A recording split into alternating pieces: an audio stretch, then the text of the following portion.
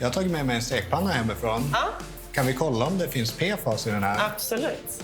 Stämmer det verkligen att du inte ska använda skadade teflonpannor med risk för att få i dig PFAS? Och hur farligt är PFAS egentligen?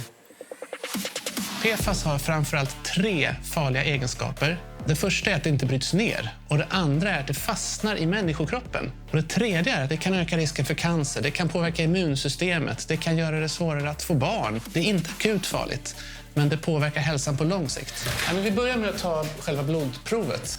Tror du att du kommer att ha PFAS i blodet? Ja, men det tror jag. Lätt. Det är bara frågan om hur mycket. Ja, men du kanske kan börja? Absolut. Ja. Jag börjar. Varsågod. PFAS har blivit ett stort samhällsproblem för att det inte bryts ner, och det finns överallt. Och det har också visat sig väldigt svårt att bli fri från PFAS-beroende. Vi har byggt in det i vårt samhälle. Det mest kända är nog det här med teflon i stekpannor. Det har man använt jättelänge. Man vill skapa den här ytan som stöter bort både vatten och fett.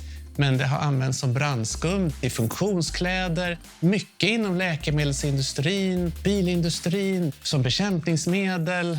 Det är nästan omöjligt att hitta ett område som inte har PFAS någonstans. Det finns i maten vi äter, i vattnet vi dricker, luften vi andas. Det finns i alla djur och växter runt omkring oss spårhalter av PFAS. Man har hittat PFAS i hjärnan, man har hittat PFAS i lungorna, i levern. Men det är lite svårare att ta prov därifrån. Det som gör alla olika PFAS-ämnen speciella är att i molekylerna binds kolatomer till fluoratomer, och det är en av de allra starkaste bindningarna som finns. Molekylerna är därför extremt tåliga och bryts inte ner i naturen. De stöter också bort vatten och fett, och egenskaperna gör dem därför användbara i alla möjliga produkter som stekpannor, målarfärg, smink och impregnerade kläder. Vill du ha ett glas vatten? Vågar du dricka vatten? Ja, men jag testar. Skål! Skål. Vi ska ju testa det här, men nu testar man ju faktiskt vatten för att se om det håller sig under gränsvärdet för hur mycket PFAS som vatten får innehålla. Forskning behövs dels för att reda ut hälsoriskerna med alla olika varianter av PFAS som vi omger oss med. Vi vet för lite om de olika PFAS-sorterna, och vi vet för lite om alternativen. Hur ersätter man PFAS och i vilka produkter finns det idag? Hej, välkommen. Hej, jag har tagit med mig en stekpanna hemifrån. Ja.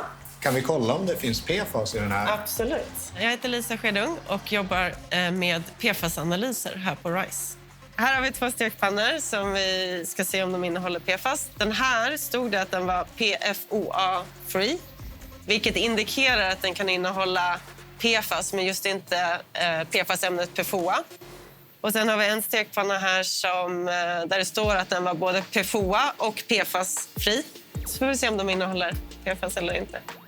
Vissa produkter marknadsförs som PFOA-fria, och i mina ögon så är det greenwashing. Om det står PFOA-free på förpackningen, det kanske är ett litet grönt löv, så är det ju väldigt lätt att få konsumenten då att tro att det här är en väldigt hållbar produkt. Vilket inte är fallet om man då har använt massa annan PFAS. Och nu är analysen igång. Nej, det fanns ingenting där. Det kan inte finnas någon PFAS i din stekpanna, så du kan vara lugn. Vad är känslan när du skrapar i den här stekpannan? Och den är väldigt annorlunda den tidigare stekpannan. Här känns det mer som att det ligger en plastfilm på ytan. Så där, nu har vi startat en ny körning. Så att om den här innehåller PFAS så ska vi se en topp som kommer vid 1,4 minuter. Ja. Det verkar vara mycket PFAS i den här. Mm.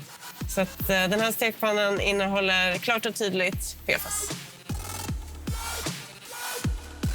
Du har fått kuvertet med provsvaren. Oj, det här blir ju spännande. Ska jag ta dig först? Ja, men gör det. Det finns långt över 10 000 olika PFAS-ämnen, och vi har letat efter de 20 vanligaste. I Björns blod fanns totalt 7 nanogram per milliliter, ungefär som medelsvensken. I Mattias blod fanns några fler PFAS-varianter, och han hade högre värden med ett resultat på 12. Men värden under 17,5 bedöms inte utgöra någon nämnvärd risk. Den sista analysrapporten kommer ju från vattenprovet som vi tog i mitt lunchrum. Det som vi kallar för PFAS 22. Där ligger det på 10. Det finns platser i Sverige där man har uppmätt 10 000. Det är där vi har de stora miljöskandalerna. Så 10, normalt igen. Det finns vissa skillnader mellan människor som vi känner till. Äldre människor har ofta högre halter än yngre, för de har haft mer tid på sig att samla upp det här. Kvinnor har ofta lite lägre halter, och det beror på att när man menstruerar så kommer en del av kroppens PFAS att lämna kroppen. På individnivå så kan du göra en del för att sänka dina halter av PFAS. Undvik förorenade områden, undvik förorenade brunnar, fisk från förorenade sjöar. Det långsiktiga sättet att bli av med PFAS, det är att vi blir av med PFAS från grunden, från tillverkning, användning och avfall. För nu vet vi om problemet, vi renar vattnet, och det leder till, redan nu vet vi att halterna hos människor är på väg att sjunka en del. Successivt kommer det bli lägre och lägre, så vi har liksom en positiv framtidsutsikt i alla fall. Jag har hört att man inte ska använda en skadad teflonpanna. Stämmer det? Teflon är som en PFAS-plast. Så när det blir flagor av den och du äter de här små PFAS-plastflagorna, så går de rakt igenom. De går ut i avloppet. Men när PFAS-teflonet, när det tillverkas, då släpps PFAS ut. Vid avfallsanläggningen efteråt så släpps PFAS ut, och det förorenar miljön.